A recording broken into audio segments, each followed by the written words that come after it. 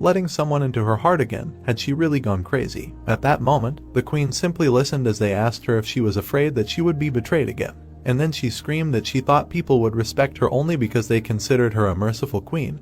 All these subjects could stab her in the back at any moment, so she had to fight and kill everyone. The baby came closer and closer and screamed that they had to suppress them with fear and not allow anyone to stand up to them. And then the queen embraced her externally. She closed her eyes and replied that she shouldn't make such an angry face. Then she squatted down and asked if she understood correctly that the baby was sad and scared. They hugged for some time, and the queen told her that sometimes it was okay to be weak. And then she started crying. And then the second incarnation literally dissolved. The queen sat there for a few more minutes and thought about everything that had happened. And even being in her bed afterwards, she still couldn't let go of the thought of it. Finally, her hand acquired a normal shade and the curse was not the same. Alicia looked at it for a long time, as if she couldn't tear herself away. And then she remembered how not long before the main character said that he didn't know exactly how he overcame it, he just admitted the truth. He lowered his head and said that sometimes people harbor evil thoughts, sometimes they become weak. If they try to ignore it, heart problems will accumulate. And the girl came closer to him and said that this guy even knows about heart problems. He, without raising his head, replied that he only did a little research,